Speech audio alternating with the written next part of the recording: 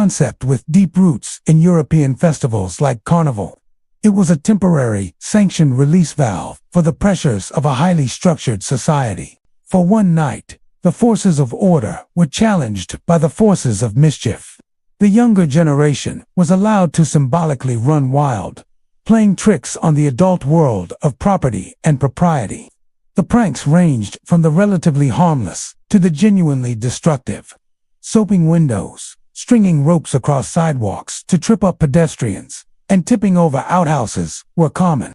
More elaborate pranks involved disassembling a farmer's wagon and reassembling it on the roof of his barn, or swapping the shop signs of the town baker and blacksmith. It was a night when the world was deliberately turned upside down. This tradition of pre-Halloween pranking became so widespread that it developed its own distinct identity and a host of vivid regional names reflecting its localized customs and character. The night before Halloween came to be known by many different titles, each a piece of unique American folklore, music in many rural communities. It was called Gate Night. This name came from what was perhaps the most common country prank of all. Youths would lift a farmer's gate off its hinges and either hide it or move it to a different field, often letting the livestock roam free. In other areas, particularly in New England, it was known as Cabbage Night, a name derived from the popular practice of uprooting cabbages from kitchen gardens and throwing them at neighbors' houses. In some urban areas, the pranks took on a harder and more destructive edge. In Detroit, in the Great Lakes region, the tradition became known as Devil's Night, and the pranks escalated over time from simple mischief to serious vandalism and arson, reaching a destructive peak in the later 20th century. The most common name, however, particularly in areas like New Jersey and Philadelphia, was the one that would become most widely known, Mischief Night. This period cemented a new identity for Halloween in the American public consciousness. It was no longer a quaint ethnic folk celebration. It had become a national phenomenon, a civic nuisance, and a genuine threat to property and public order. The wild, untamed energy that the ancient Celts had once projected onto the spirit world had been fully reclaimed by the youth of America, and communities across the nation would soon be forced to find a way to bring the chaos back under control. The chaos of Mischief Night reached a breaking point in the 1920s and 1930s. The social and economic stresses of the Great Depression in particular seemed to exacerbate the vandalism, turning youthful pranks into a raw and destructive outlet for societal frustration. Faced with this escalating problem, communities across the United States began a conscious and highly organized campaign to tame Halloween. The movement was led by a coalition of civic groups, town councils, local businesses, and parent-teacher associations. Their strategy was one of substitution. They understood that simply forbidding the pranks would be ineffective. The youthful energy associated with the holiday needed to be redirected, channeled away from destruction, and into safe, supervised, and constructive activities. This led to the birth of the first large-scale, officially sanctioned Halloween celebrations in America. Towns and cities began organizing massive community events with the explicit goal of keeping young people occupied and out of trouble. The most popular of these new events were parades, costume contests, and neighborhood parties often held in schools or community halls. The city of Anoka, Minnesota, famously held what is often considered one of the first citywide Halloween celebrations in 1920, specifically to distract its youth from their usual pranks. The event was a massive success, featuring a parade, a bonfire, and free treats for children. This model was soon replicated across the country as communities discovered that providing an appealing alternative was the most effective way to combat vandalism. This civic campaign marked a fundamental shift in the holiday's identity. The goal was to take Halloween out of the shadows and bring it into the light, transforming it from a night of individualistic, antisocial mischief into an expression of collective community spirit. The focus was deliberately shifted away from teenage boys and onto younger children and the family unit. This was the moment Halloween began to be domesticated, and it would require a new defining ritual. The most successful and enduring of all these new activities was the one that brilliantly solved the problem of mischief by repurposing the very traditions the immigrants had brought with them. The modern American ritual of trick-or-treating was not an ancient, unbroken tradition, nor was it an entirely new invention. It was a moment of inspired social engineering, a uniquely American synthesis. Civic leaders and parents, searching for a way to manage the holiday, looked to the toolkit of folk practices that already existed in ethnic communities. They saw the guising and souling traditions of the Irish and Scottish, the act of going door to door in costume and performing for a treat, and recognized the potential. They took these old, scattered folkways and deliberately reassembled them to solve a new American problem. The first printed uses of the phrase trick-or-treat began to appear in North American newspapers in the late 1920s and 1930s. The phrase itself was a stroke of genius. It took the core structure of guising and gave it a new, explicit purpose. It was a ritualized threat, a way for children to participate in the holiday's legacy of mischief, but within a safe and supervised framework. The trick was the now contained threat of a minor act of vandalism, a playful echo of the real chaos of mischief night. The treat, originally apples, nuts, or homemade cookies, was the bribe paid by the homeowner to avoid being targeted. The ancient transactional DNA of the offering ritual was now being used not to plate a supernatural spirit, but to buy protection from a human prankster. This new synthesized ritual was a perfect solution. It gave homeowners a clear way to opt out of the vandalism. It gave children a thrilling and supervised activity that felt transgressive and fun. And it gave communities an effective tool to redirect the holiday's chaotic energy. It took the ancient costume and the ancient offering and gave them a brand new pragmatic American job. This newly assembled tradition of trick-or-treating, with its emphasis on homemade treats and neighborly exchange, would define the holiday for a generation. But the focus of American fear was about to shift again away from the teenage vandal and towards a new, far more insidious threat: the anonymous poisoner in the neighborhood. The new fear that would reshape the holiday emerged in the late 1960s and exploded into a full-blown national crisis in the 1970s and 80s. This was the era of the Halloween sadism panic. A wave of terrifying, sensationalized media reports swept the nation, telling stories of anonymous, psychopathic neighbors who were embedding razor blades and pins in apples, or lacing homemade treats with poison and handing them out to unsuspecting children. The story spread like wildfire, amplified by local television news and national magazines. They tapped into a growing sense of societal anxiety during a period of rising crime rates, social upheaval, and a pervasive feeling that the world was becoming a more dangerous place. The old fear of supernatural spirits had been replaced by the fear of teenage vandals. Now that fear was being replaced by something far more terrifying: the fear of the anonymous predatory monster living next door. The threat was no longer outside the community. It was inside. This phenomenon was the subject of a definitive academic study by the sociologist Joel Best. In his work, Best conducted an exhaustive search of national and local news reports going back decades, looking for a single verified case of a child being killed or seriously injured by a contaminated treat received from a stranger during trick-court reading. His conclusion was stunning. Music he found none. The threat was almost entirely a myth, a potent and self-perpetuating urban legend. The few widely reported deaths that had been initially attributed to Halloween sadism were upon investigation found to be tragic domestic issues. In one infamous case from 1974, a man had poisoned his own son's candy to collect on a life insurance policy, a crime he attempted to cover up by blaming an anonymous Halloween poisoner.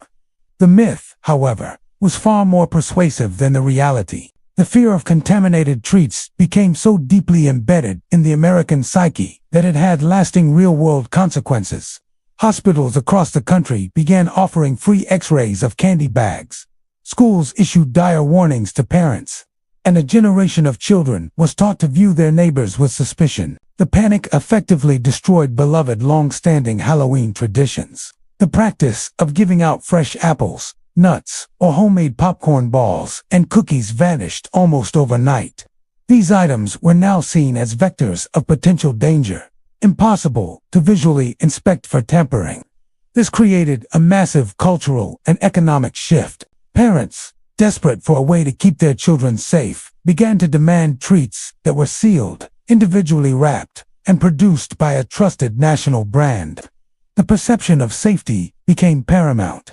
A homemade cookie from a kindly neighbor was now seen as a terrifying risk, while a mass-reduced chocolate bar from a faceless corporation became a symbol of security. This fear-driven shift was about to create a commercial opportunity of unprecedented scale, paving the way for the complete industrialization of Halloween. The major American candy corporations were the direct and primary beneficiaries of this nationwide panic. The fear of the anonymous poisoner created a new ironclad requirement for Halloween treats. They had to be factory sealed. This single fear-driven demand was a marketing opportunity of historic proportions. It created a massive, reliable, and entirely new annual market for their products. Companies like Hershey's, Mars, and Brock's began to market their products aggressively for the Halloween season. They pioneered the concept of the Fun Size candy bar, a smaller, individually wrapped portion that was perfect for handing out 2 dozens of trick-or-treaters. They began selling massive assortment bags, explicitly marketing the convenience and, above all, the safety of their factory-sealed offerings. This was a transformative shift in the economics of the holiday. For generations, the treat had been a marginal cost for a household, something that was either grown in the garden or baked in the oven. The moral panic transformed it into a mandatory annual purchase. The expectation was no longer a simple homespun offering, but a generous handful of brand-name commercially produced candy. The legacy of this myth is the modern Halloween candy industry, a multi-billion-dollar enterprise. It is an industry built not on a foundation of ancient tradition, but on a resonant urban legend. The fear of the razor in the apple, while factually baseless, was the single most important catalyst in the holiday's final stage of domestication. This completed a momentous shift in the very nature of American terror. The first stage of the holiday's life in the New World was defined by the early American fear, a fear of social chaos. As supernatural beliefs waned, the primary danger became the human mischief of the teenage prankster, and the response was civic control and domestication. This was then superseded by the modern fear, a fear of the anonymous human monster. Anxieties about social decay manifested as the Halloween sadism panic, and the response was suspicion, inspection, and a demand for commercially sealed products. This very evolution of fear, from the vandal to the poisoner, was the final decisive step in the holiday's commercial transformation. It created a new, non-negotiable consumer demand for safety, a demand that corporate candy manufacturers were perfectly positioned to supply. With its ancient dangers neutralized and its modern anxieties channeled into a safe, predictable purchase, the stage was set. The holiday was now a thoroughly domesticated, child-safe, and economically supercharged cultural product, perfectly primed for the post-war boom and the rise of a new cinematic folklore. The transformation of Halloween into a commercial holiday began long before the post-war boom. It started in the early decades of the 20th century. At the very same time, communities were trying to tame the chaos of Mischief Night. The first entrepreneurs of Halloween were the ones who saw a new market in the rise of organized indoor parties. The undisputed pioneer was the Dennison Manufacturing Company of Massachusetts. Originally a paper goods company, Dennis began publishing promotional booklets in the 1910s and 20s called Dennis's Bogey Book. These booklets were a masterstroke of early content marketing. They were filled with ideas for Halloween parties, including games, recipes, and instructions for how to create decorations using their colorful crepe paper. Soon, Dennis began selling pre-made die-cut paper decorations directly to the public. These simple, charming, and now highly collectible pieces of folk art established the official color palette of the holiday, orange and black, with accents of purple and green. Their emblematic, stylized images of witches, black cats, and grinning jack-o'-lanterns became the standardized visual language of Halloween for generations. These early products were a resounding success. They provided the essential tools for the new domesticated version of the holiday. Denison and other companies like them built the foundational market for Halloween, establishing it as a holiday you could purchase in a store. They created the very aesthetic and the commercial expectation that a later generation would supercharge into a billion-dollar industry. The commercial foundation built by companies like Denison was poured onto by the most powerful accelerant in American history, the post-World War II economic boom. A generation of returning soldiers, armed with the GI Bill, began buying houses, starting families, and moving to the rapidly expanding suburbs. This created a new and influential consumer class, centered on the home and the well-being of their children. This demographic explosion, the baby boom, created a massive captive audience for the now child-centric Halloween. For the first time, millions of families had disposable income. And a core part of the new suburban ideal was to spend that income on providing happy, memorable experiences for their children. The great entrepreneur of this new era was Ben Cooper, a costume designer from New York. Cooper recognized that these new suburban parents would have less time to create homemade costumes. In the 1950s, his company, Ben Cooper, Inc., began to license popular characters from television and movies and turn them into affordable, mass-reduced costumes, perfectly tailored for this new market. The classic Ben Cooper costume, a simple vinyl smock and a hard plastic mask, became a suburban uniform for an entire generation. His company dominated the market for decades by perfectly understanding the post-war desire for convenience, popular culture, and child-focused consumerism. Ben Cooper's empire was built by capitalizing on the fertile economic and cultural soil of the baby boom. This combination, the aesthetic foundation of the early pioneers and the massive consumer engine of the post-war boom, created a commercial reaction of incredible force. The holiday that Dennis helped to decorate and Ben Cooper helped to costume has since evolved into one of the largest retail seasons in the United States, surpassed only by Christmas. The modern scale of the Halloween industry is staggering, a multi-billion-dollar enterprise that has completely transformed the small folk festival of the past. The data illustrates a holiday at the peak of its commercial power. According to post-holiday survey estimates from the National Retail Federation, total spending for Halloween in 2024 was estimated to have reached an immense $11.66 billion. This massive figure is broadly distributed across three main categories, each a multi-billion-dollar industry in its own right. Spending on costumes and decorations were the largest categories, each accounting for an incredible $3.8 billion. This spending covers everything from children's outfits and the ever-growing pet costume market to the simple window decals and giant animatronic skeletons that have become a staple of modern suburban lawns.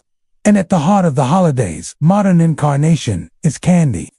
In 2024, Americans spent $3.5 billion on candy alone, purchasing hundreds of millions of pounds of confectionery for many of the largest chocolate companies. The Halloween season is one of the most vital sales periods of the entire year, a reliable and hugely profitable engine of their annual revenue.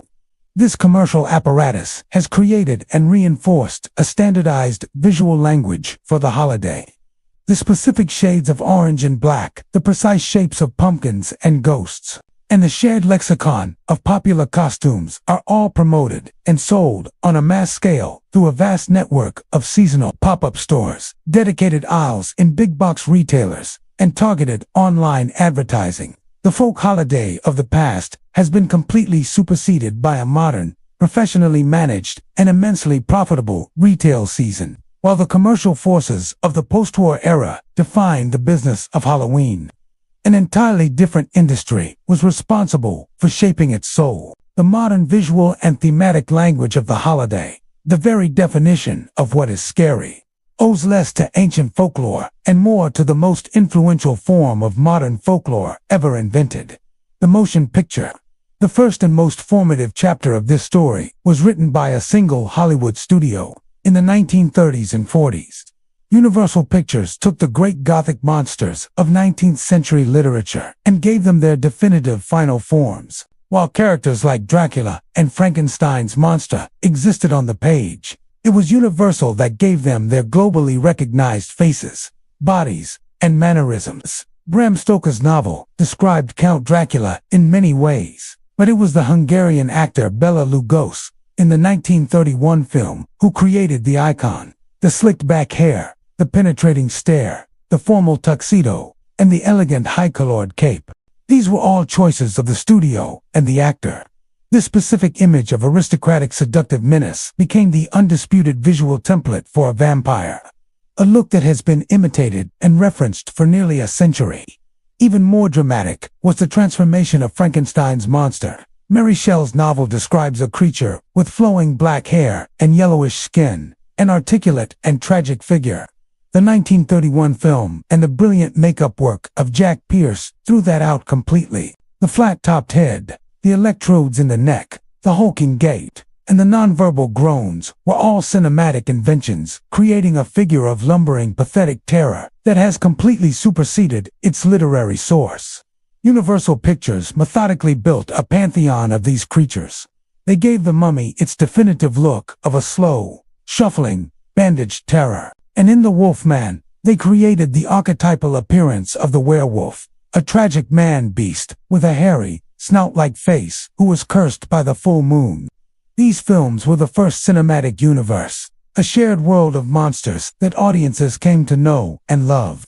The impact of this universal pantheon on Halloween was immediate and total. These films created a shared, standardized, and easily recognizable visual library of what monsters were supposed to look like. They became the foundational archetypes, the default settings for scary. For the emerging costume industry pioneered by companies like Ben Cooper, these characters were a gift, pre-made, universally understood, and highly desirable designs that became the staple costumes for the first generation of American For decades, the Gothic world of the Universal monsters defined cinematic horror. Then, in 1968, a low-budget independent film shot on grainy black and white stock in rural Pennsylvania completely shattered that foundation. George A. Romero's Night of the Living Dead was a seismic event. It took a minor monster from the pantheon of horror and reinvented it, creating the single most influential new monster of the modern era, the flesh-eating zombie. Before Romero's film, the zombie of popular culture was a product of Haitian folklore and the voodoo religion. It was a reanimated corpse, but it was a servant, a mindless automaton, magically enslaved by a powerful master, a boar. The horror of the voodoo zombie was the horror of losing one's free will, of becoming a puppet. It was a threat, but it was a magical and contained one. Night of the Living Dead throughout the entire mythology. Romero's creatures, though he never used the word zombie in the film, were something entirely new. They were aggressive, cannibalistic ghouls, driven by a single, insatiable hunger for the flesh of the living. The dead were rising from their graves, for unknown reasons, and anyone they killed would rise again to join their shuffling, ever-growing army. The threat was no longer a single enslaved monster. It was a contagious, apocalyptic plague. The film's raw documentary-style realism and its nihilistic tone were a shock to audiences accustomed to Gothic monsters in faraway castles. This was a horror that felt immediate and plausible. It presented a world where all institutions, the government, the media, the family, had collapsed in the face of an incomprehensible crisis. The true horror of the film was the terrifyingly thin veneer of civilization and how quickly it could be stripped away. This new apocalyptic zombie became a permanent fixture in the horror landscape. The image of the slow-moving, flesh-eating corpse, the desperate siege in an isolated location, and the headshot as the only way to kill it became the core tropes of a new subgenre. For Halloween, this created a formidable new archetype. The zombie was no longer a footnote. It was a headliner. It offered a new, more gruesome and visceral costume choice, a direct contrast to the classic, almost stately Universal monsters. And it laid the groundwork for the modern phenomenon of the zombie walk, a perfect embodiment of its shuffling, unstoppable, and contagious horror. 10 years after George A. Romero unleashed the modern zombie, another independent filmmaker, John Carpenter, fundamentally and permanently redefined the atmosphere of the holiday itself. His 1978 film Halloween was a masterpiece of minimalist terror. It took the raw, plausible horror of the new era and brought it home, relocating the source of fear from some distant, isolated farmhouse to the idyllic, tree-lined streets of the American suburb on Halloween night. The film did more than just use the holiday as a backdrop. It weaponized its iconography. The familiar, friendly rituals of trick-or-treating became a source of dread. The rustling of autumn leaves, the grinning jack-o'-lanterns, and the innocent children in costumes all became elements in a landscape of terror. The film's genius was in transforming the very symbols of suburban safety and childhood innocence into harbingers of an unknowable evil. That evil was personified in a new, uniquely American boogeyman, Michael Myers. He was presented as an almost supernatural force of pure, motiveless evil, referred to in the script simply as the Shape. He was a silent, relentless, and unstoppable killing machine. His featureless white mask, a modified Captain Kirk mask painted white, was a terrifying blank slate onto which the audience could project their deepest fears. He was the ultimate predator, and the suburbs were his new hunting ground. Halloween established the blueprint for an entire new subgenre, the slasher film, along with other sino-franchises like A Nightmare on Elm Street and Friday the 13th. It shifted the aesthetic of mainstream horror from the gothic and supernatural to the visceral and violent. The new monsters were not tragic figures from a distant past. They were implacable, often masked killers who stalked and murdered teenagers in the modern world. The film's influence on the holiday itself cannot be overstated. It injected a new and visceral strain of genuine, palpable terror into the popular consciousness. For a generation of teenagers and young adults, the film became the primary text for what Halloween felt like. It created a new set of fears and a new set of rules for the night. After 1978, the old fears of mischievous pranksters seemed quaint. The fear of poisoned candy felt like a parent's anxiety. John Carpenter's film gave the holiday back to the young, but it did so by giving them a new monster to be truly afraid of. A monster who looked like a man but was the very embodiment of a dark and ancient fate. It cemented Halloween's modern reputation as a night of genuine, thrilling, and cinematic terror. The cinematic terror of films like Halloween was the final step in a cultural transfer over the course of the 20th century. The role of creating and disseminating our monsters, myths, and cautionary tales shifted. The function once served by the oral tradition by the folktale told around the fire on a dark night was taken over by the cinema.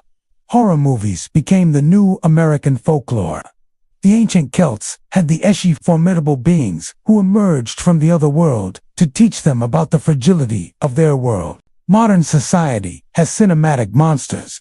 The lumbering creations of Universal Pictures taught a generation about the dangers of playing God. The apocalyptic zombies of George A. Romero became a metaphor for everything, from mindless consumerism to social collapse. And the silent slashers, like Michael Myers, gave form to our anxieties about the evil that can exist behind a placid suburban facade. These cinematic monsters are our modern myths. They are shared stories known by everyone in the culture that provide a common language for discussing our deepest fears. They are archetypes, instantly recognizable figures who embody specific anxieties. The haunted house, the summer camp, and the sleepy suburban street became the new dark forests and enchanted mounds of our collective imagination. This new folklore had a direct and transformative impact on the practice of Halloween. It provided a constant, evolving, and commercially effective stream of new characters and new aesthetics. The holiday became a living stage upon which these new myths could be reenacted. Every store-bought costume of a movie monster, every haunted house designed to replicate a cinematic scene is an act of participation in this new shared folklore. The celluloid cauldron had fundamentally and permanently altered the recipe of the holiday. The ancient ingredients, the harvest, the turning of the seasons, the memory of the dead were still present, but they were now just a base flavor. The dominant, overwhelming taste of the modern Halloween had become fear, a specific and highly stylized brand of terror that was manufactured, distributed, and consumed on a mass scale, all thanks to the dark magic of the cinema. This marks the emergence of the fifth and final stage in the holiday's history of dread. This was the cinematic fear, a fear transformed into stylized entertainment. The horror genre created a new modern folklore where the monster was a product to be consumed in a safe, controlled environment. The ancient threats were real, the medieval threats were theological, and the modern threats were social. This new threat was purely aesthetic. The response was no longer a ritual of negotiation or a prayer for one's soul. The response was to buy a ticket, to sit in the dark, and to enjoy the spectacle. Even as the familiarly, commercially supercharged version of Halloween was reaching its cultural zenith, a new and consequential evolution was beginning. The very generation that had grown up with trick-or-treating in the idyllic suburbs of the 1950s, the baby boomers, was now coming of age. As young adults, in the socially liberated atmosphere of the 1970s, they began to reclaim the holiday for themselves. The pendulum of Halloween, which for half a century had swung towards children, began to swing decisively back towards adults. This resurgence had several key drivers. For young adults who had grown up with the beloved ritual of trick-or-treating, Halloween was associated with a deep sense of nostalgia and playful fun. They were the first generation to see the holiday as a core part of their own childhood memories, and they were unwilling to simply abandon it once they grew up. The social and cultural upheavals of the 1960s and 70s South also played a decisive role in an era that increasingly valued self-expression, individuality, and a more relaxed attitude towards social norms. The inherent theatricality of Halloween was a perfect fit. The costume, once a child's plaything, became a tool for adult creativity, satire, and personal expression. The private adult Halloween party became a new staple of the season. These events were a world away from the supervised child-centric rituals of the suburbs. There were spaces for adult humor, for pushing the boundaries of taste and propriety, and for using costumes to make witty or satirical statements about politics and pop culture. It was a clear echo of the holiday's ongoing function as a night of inversion, a temporary suspension of the normal rules of adult life. This reclamation by young adults represented a fundamental shift. It re-established Halloween as a major event on the social calendar for people over the age of 12. This growing adult enthusiasm created a new, influential, and highly lucrative market, and it laid the foundation for the next great evolutionary step, the transformation of the holiday's public expression.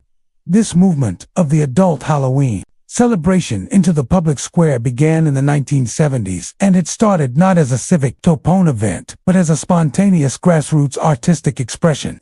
The most famous and influential of these new events was the New York's Village Halloween Parade.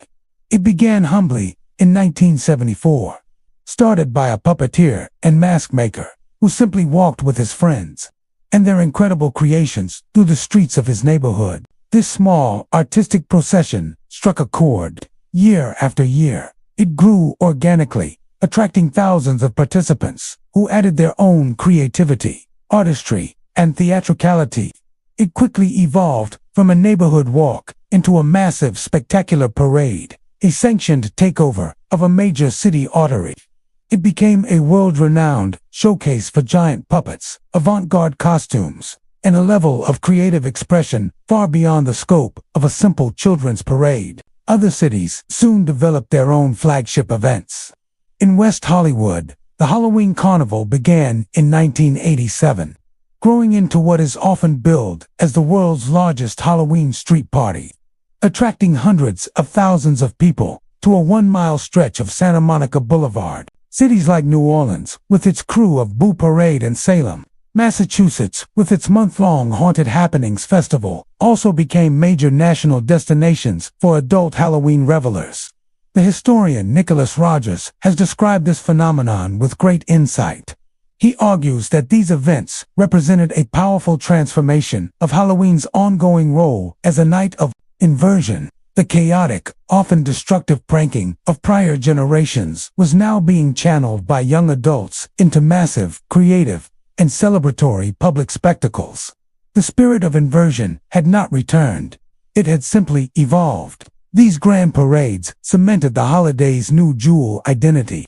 Trick-or-treating remained the primary ritual for children in the suburbs, a tradition of domestic order. In the major urban centers, however, the spirit of mischief night had been reclaimed and transformed by adults into a massive artistic and spectacular festival. A new expression of the enduring impulse to turn the world upside down for a single night. The appeal of these massive adult celebrations lies in their deep connection to the concept of the carnivalesque. This is the idea of a festival where society's hierarchies and norms are temporarily suspended. For one night, the public streets are reclaimed from their ordinary function and transformed into a stage for a grand collective performance. Music, the costume, is the central tool of this transformation. Within the anonymous, chaotic, and celebratory space of the parade, the mask and costume become a license for freedom. They allow an individual to shed their everyday identity, their job, their social status, their normal inhibitions, and temporarily become someone or something else entirely. It is an act of pure, liberating, theatrical play. This temporary freedom is particularly meaningful for communities that exist on the margins of mainstream society. The large urban parades, in particular, historically served as a vital and visible space for artistic, political, and personal expression. The anonymity of the mask and the celebratory chaos of the crowd created a rare and sanctioned opportunity for public gathering, community formation, and spectacular visibility. This function is a modern echo of the festival's most enduring purpose. The ancient Celts used the liminal space of Seine to navigate supernatural anxieties. The teenage pranksters of the early 20th century used the night to challenge social authority, and modern city dwellers now use the carnivalesque space of Halloween to navigate the complexities of the social world. Playing with identity and using the power of costume to make bold statements, the return of the reveler therefore completed a great historical circle. The holiday that had been progressively tamed for children was now reclaimed by adults. They took the raw, transgressive energy that had fueled mischief night and gave it a new, more artistic and celebratory form. Halloween had once again become a living festival. A night when the masks come on and the true hidden face of society is briefly and brilliantly allowed to emerge. While the adult-centric version of Halloween was conquering the American city, the family-friendly suburban version of the holiday began an even more ambitious journey. Propelled by the unparalleled global reach of American popular culture, the modern commercialized Halloween began to spread across the world, becoming an international phenomenon in the late 20th and early 21st centuries. This new wave of expansion was fundamentally different from the first. The holiday was initially carried to America by Irish immigrants, a physical migration of people bringing their ancient folk traditions with them. This second global expansion was a virtual migration, a transmission of ideas, aesthetics, and commercial products through the dominant channels of mass media. The primary engine of this export was American film and television. For decades, audiences around the world had consumed Hollywood movies and American TV shows. These productions frequently featured Halloween-centric episodes or scenes presenting a highly attractive and idealized version of the holiday. They depicted the charming rituals of suburban trick-or-treating, the spectacle of costume parties, and the emblematic visual language of jack-o'-lanterns and spooky decorations. Films like Steven Spielberg's E.T., with its heartwarming and memorable trick-or-treating sequence, were particularly influential.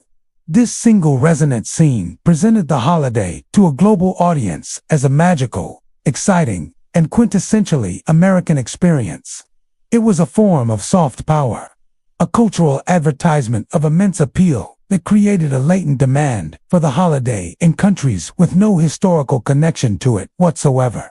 This media-driven exposure created the perfect conditions for a commercial expansion. As global markets opened up, American companies began to export not just their movies, but their products. The costumes, the decorations, and the candy that had defined the American holiday began to appear on store shelves in Europe and Asia. The virtual migration of the idea was now being followed by the physical migration of the merchandise, setting the stage for the holiday to take root and to be transformed in entirely new cultural soil. The most spectacular example of Halloween taking root in new cultural soil can be found in Japan. The holiday has experienced an explosive surge in popularity since the early 2000s, transforming into a major seasonal event, particularly in large urban centers like Tokyo and Osaka. The Japanese version of the holiday, however, is a perfect illustration of selective cultural borrowing. It is a celebration almost entirely disconnected from any of its historical or spiritual roots. The initial introduction of Halloween to Japan was driven by commercial forces. Tokyo Disneyland began hosting Halloween-themed events in the late 1990s, presenting the holiday's charming, family-friendly American aesthetic. This was soon followed by other businesses like the Universal Studios Japan theme park, which capitalized on the spooky and cinematic aspects of the holiday. The true explosion in popularity, however, was a grassroots phenomenon driven by young adults and the rise of social media. The Japanese celebration of Halloween is focused almost exclusively on one central element, the costume. It is a night for cosplay on a massive scale. The holiday provides a perfect socially sanctioned excuse to engage in the popular hobby of dressing up as characters from anime, manga, and video games. The massive informal street parties in areas like Shibuya in Tokyo and Domi in Osaka have become legendary. Hundreds of thousands of people gather, not for a parade, but simply to see and be seen, to show off their incredible costumes, and to take pictures, to post on social media. It is a holiday reimagined as a vast, interactive, and highly photogenic fashion show. Notably, the core traditions of the American Halloween are almost entirely absent. Trick-or-treating is not a major component of the Japanese celebration. Jack-o'-lanterns and spooky decorations exist, but primarily as a commercial backdrop in stores and cafes. The holiday has been stripped of its historical context and its ritualistic actions and has been enthusiastically embraced for its purely aesthetic and social potential. Japan's adoption of Halloween is a compelling case study in globalization. It demonstrates how a culture can take a foreign tradition, disregard its original meaning entirely, and enthusiastically adopt the parts that resonate with its own pre-existing interests. In this case, cosplay and large-scale public gatherings. The result is a holiday that looks like Halloween on the surface, but which operates on a completely different cultural and social logic. Music in Mexico. The arrival of the American-style Halloween encountered a cultural landscape that was already home to one of the world's most beautiful and resonant festivals for the dead, Dia de los Muertos. The Day of the Dead is a deeply rooted tradition that blends indigenous Aztec beliefs with Spanish Catholic traditions. Its relationship with Halloween is a complex story of coexistence, blending, and cultural synthesis. The two holidays are fundamentally different in their origins and tone. Dia de los Muertos, celebrated primarily on November 1st and 2nd, is a joyful, commemorative, and family-centric event. The core belief is that, on these days, the spirits of one's deceased ancestors return to the world of the living for a brief, happy reunion. It is a celebration of memory and the continuity of life. The dominant mood is one of remembrance, respect, and love. Families create beautiful altars or offenders in their homes, laden with the favorite foods, drinks, and photos of their departed relatives. They gather in cemeteries to clean and decorate the graves of their loved ones, often spending the entire night in a festive vigil, sharing stories and food. The emblematic skull or kala is depicted not as a symbol of terror, but as a smiling, often whimsical, reminder of the cyclical nature of life and death. The American Halloween, by contrast, is a night of spooky, mischievous fun rooted in a tradition of fear. Its monsters are fictional. Its purpose is entertainment, and its primary ritual for children is the acquisition of candy. where Dia de los Muertos is about welcoming the spirits of your own family. The traditions of Halloween are about warding off the spirits of unknown malevolent forces. Due to their proximity on the calendar and their shared theme of the supernatural, a natural blending of the two holidays has occurred, especially in urban areas and among younger generations. The commercial power of the American Halloween, with its costumes and candy, is immensely appealing to children. It is now common to see children in Mexico dressing in Halloween costumes, from superheroes to movie monsters, and going door to door to pedir la cala, a form of trick-or-treating. This has led to a visible synthesis. Store shelves in October are filled with both plastic jack-o'-lanterns and traditional sugar skulls. Children in Dracula costumes trick-or-treat alongside others with their faces painted in the beautiful, intricate style of La Catrina. The spooky, fun-loving spirit of the American Halloween and the commemorative, family-centric spirit of Dia de los Muertos are increasingly coexisting. This relationship, a complex dance of coexistence and fusion, provides a stark contrast to the Japanese model of pure adoption. In Mexico, the American Halloween has not replaced the native tradition. Instead, it has been adapted and integrated, adding a new playful and commercial layer to the season. While the core, profound traditions of remembering the dead remain vibrant and central to the culture, the journey of the American Halloween comes full circle in its return to Europe. The reception of the holiday on the continent of its birth is a complex and often mixed affair, highlighting the considerable and sometimes controversial influence of American culture. For most of mainland Europe, the modern commercial Halloween is a very recent phenomenon, an import that arrived almost entirely through film and television in the 1990s and 2000s.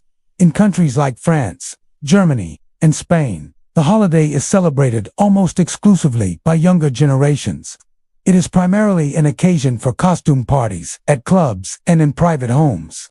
With the aesthetic heavily dominated by American horror movie iconography, for many older Europeans, the holiday is viewed with a degree of skepticism or even disdain, seen as a prime example of cultural imperialism, a crass commercial American intrusion that distracts from more traditional, solemn observances for the dead, such as All Saints' Day. The situation in the United Kingdom and Ireland is even more complex. Here, the American import has had to coexist with the surviving native folk traditions that never fully disappeared. In Ireland, the birthplace of sin, a modern celebration, might involve a fascinating blend of the old and the new. Children may go trick-or-treating in American-styled costumes, while the ancient tradition of lighting massive communal bonfires is also enthusiastically maintained. This creates a unique layering of traditions. The ancient homegrown customs, with their deep roots in folklore and the land, are practiced alongside the slick, commercialized, and pop culture-driven version of the holiday that was exported from America.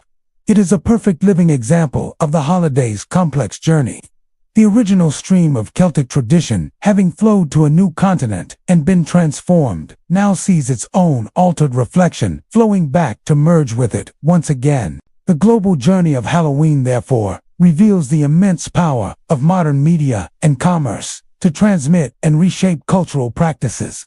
It shows how a tradition can be adopted for its aesthetics while its history is ignored, how it can blend and synthesize with other deeply held beliefs, and how it can be reimported to its homeland in a new and almost unrecognizable form.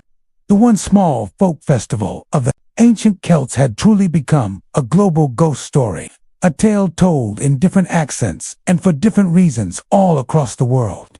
This global ghost story, a tradition transformed by every culture it has touched, is the final, vibrant chapter in an epic and complex history. The popular narrative often presents this history as a simple, unbroken line, a straight path leading directly from the bonfires of Samhain to the modern suburban porchlight. But as its worldwide journey proves, the true story is far richer. This river began as a dark Celtic stream of supernatural dread, joined by Roman and Christian currents that permanently altered its course. In the modern era, it was supercharged by the electric streams of mass commerce and media folklore. This model of blended and sometimes conflicting influences is the story of what the holiday is. Music, but there is another story, another current flowing alongside it. The story of how the holiday feels. To truly unmask Halloween, we must also trace the evolution of its central emotion. The holiday has always acted as a mirror, reflecting the dominant anxieties of the era that celebrates it. This is the story of the evolution of fear. From the ancient terror of the non-human, Ezi, to the medieval dread of divine judgment, from the early American fear of social chaos, to the modern fear of the anonymous human monster, and finally, to the cinematic fear that has been transformed into stylized entertainment. Each era has unmasked one fear only to replace it with a new one that better reflects its own anxieties. These two great currents, the braided river of history and the evolving stream of fear, are the twin keys to understanding the holiday. They are the warp and weft of its tapestry, and their threads are most clearly visible in the thematic echoes that persist in the holiday's most enduring modern rituals. Within this complex history, the most ancient and formative current is the current of fear. This original formative emotion provides the clearest echo of all, a direct line from the ancient world to the modern.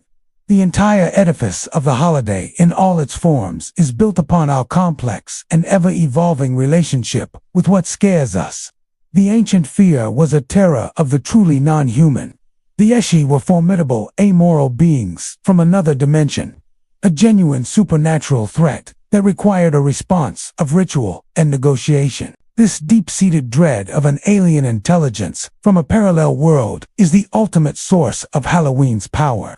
In the contemporary world, this dread has been transformed into the cinematic fear, a fear repackaged as stylized entertainment. The specific object of our fear has changed as the godlike spirits from the hollow hills have been replaced by the new folklore of the cinema, the slasher, the zombie, and the classic monster. The context of our fear has also been transformed. The peril of the ancient Celts was real and immediate.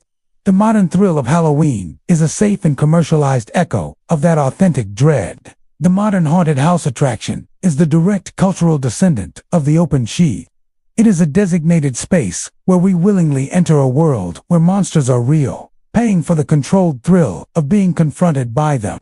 The jump scare from a costumed actor is the modern commodified version of the heart-stopping terror of glimpsing a fairy hosting in the mist. The underlying psychological function remains identical. A deep human need to seek out a safe, controlled confrontation with the terrifying and the unknown. The ancient Celtic fear of what might cross the veil is the formative current that still drives our insatiable modern appetite for the cathartic thrill of the monster. The second great echo is the human response to that fear, the ritual of the offering. The ancient practice of guising, of wearing a costume to hide from or impersonate the supernatural, is the explicit and unambiguous ancestor of the modern Halloween costume. It is a tradition of tactical deception, a way of becoming a monster to survive a night ruled by monsters. That costumed figure representing the otherworldly threat would then be met with the second great response, appeasement. The ancient Celts left offerings on their doorsteps as a pragmatic bribe, a protection payment to persuade the potent unseen to pass by their homes peacefully. It was a transaction rooted in genuine and pervasive ancient fear. This foundational structure of ritual exchange has survived for millennia by adapting to each new era as dominant anxiety.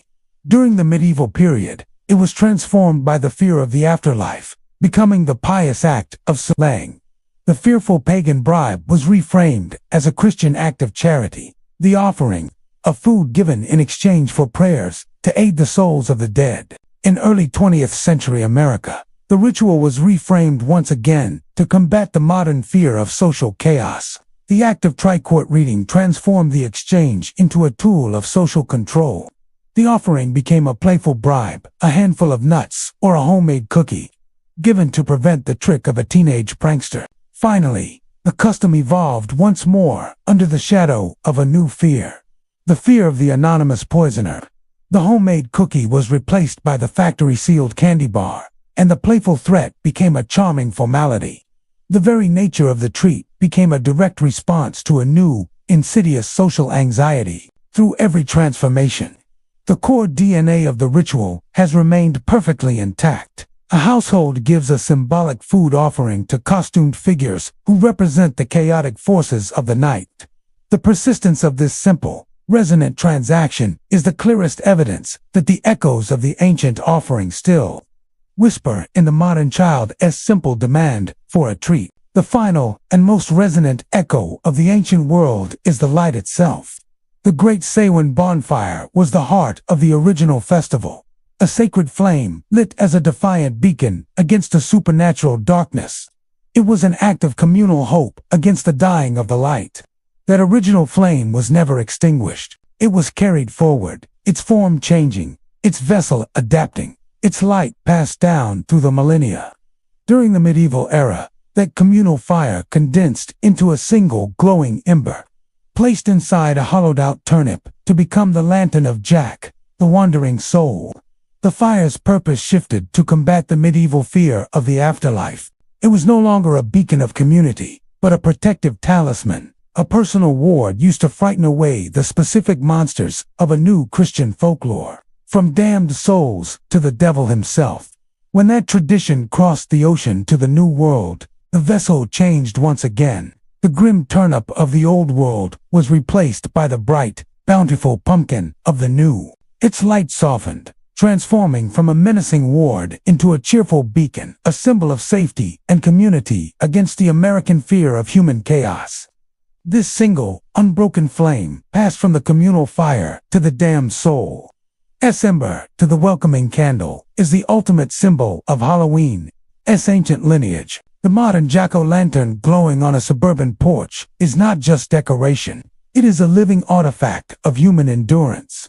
Its smiling face may be modern, but the fire within it burns with the memory of every generation that faced the darkness and chose to light a flame. The masks have changed, the monsters have changed, but our need to confront the night, to mock fear, to laugh at death, and to gather together under the shadow of the unknown remains the same. It is the oldest story we tell, and the brightest flame we keep. If you enjoyed this journey through the echoes of Halloween's past, make sure to like, subscribe, and comment below for more stories that uncover the dark history behind our oldest traditions. The second great echo is the human response to that fear, the ritual of the offering. The ancient practice of guising, of wearing a costume to hide from or impersonate the supernatural, is the explicit and unambiguous ancestor of the modern Halloween costume. It is a tradition of tactical deception, a way of becoming a monster to survive a night ruled by monsters. That costumed figure representing the otherworldly threat would then be met with the second great response, appeasement. The ancient Celts left offerings on their doorsteps as a pragmatic bribe, a protection payment to persuade the potent unseen to pass by their homes peacefully. It was a transaction rooted in genuine and pervasive ancient fear. This foundational structure of ritual exchange has survived for millennia by adapting to each new era's dominant anxiety. During the medieval period, it was transformed by the fear of the afterlife, becoming the pious act of slaying. The fearful pagan bribe was reframed as a Christian act of charity, the offering of food given in exchange for prayers to aid the souls of the dead. In early 20th century America, the ritual was reframed once again to combat the modern fear of social chaos. The act of tricourt reading transformed the exchange into a tool of social control. The offering became a playful bribe, a handful of nuts or a homemade cookie, given to prevent the trick of a teenage prankster. Finally, the custom evolved once more under the shadow of a new fear, the fear of the anonymous poisoner. The homemade cookie was replaced by the factory-sealed candy bar, and the playful threat became a charming formality. The very nature of the treat became a direct response to a new, insidious social anxiety. Through every transformation, the core DNA of the ritual has remained perfectly intact. A household gives a symbolic food offering to costumed figures who represent the chaotic forces of the night. The persistence of this simple, resonant transaction is the clearest evidence that the echoes of the ancient offering still whisper in the modern child's simple demand for a treat. The final and most resonant echo of the ancient world is the light itself. The great Samhain bonfire was the heart of the original festival, a sacred flame lit as a defiant beacon against a supernatural darkness. It was an act of communal hope against the dying of the light. That original flame was never extinguished. It was carried forward, its form changing, its vessel adapting, its light passed down through the millennia. During the medieval era, that communal fire condensed into a single glowing ember, placed inside a hollowed-out turnip to become the lantern of Jack, the wandering soul. The fire's purpose shifted to combat the medieval fear of the afterlife. It was no longer a beacon of community, but a protective talisman, a personal ward used to frighten away the specific monsters of a new Christian folklore, from damned souls to the devil himself. When that tradition crossed the ocean to the New World, the vessel changed once again. The grim turnip of the old world was replaced by the bright, bountiful pumpkin of the new. Its light softened, transforming from a menacing ward into a cheerful beacon, a symbol of safety and community against the American fear of human chaos. This single, unbroken flame passed from the communal fire to the damned soul. Ember to the welcoming candle is the ultimate symbol of Halloween's ancient lineage. The modern jack-o'-lantern glowing on a suburban porch is not just decoration. It is a living artifact of human endurance. Its smiling face may be modern, but the fire within it burns with the memory of every generation that faced the darkness and chose to light a flame. The masks have changed. The monsters have changed. But our need to confront the night, to mock fear, to laugh at death, and to gather together under the shadow of the unknown remains the same. It is the oldest story we tell, and the brightest flame we keep. If you enjoyed this journey through the echoes of Halloween's past, make sure to like, subscribe, and comment below for more stories that uncover the dark history behind our oldest traditions.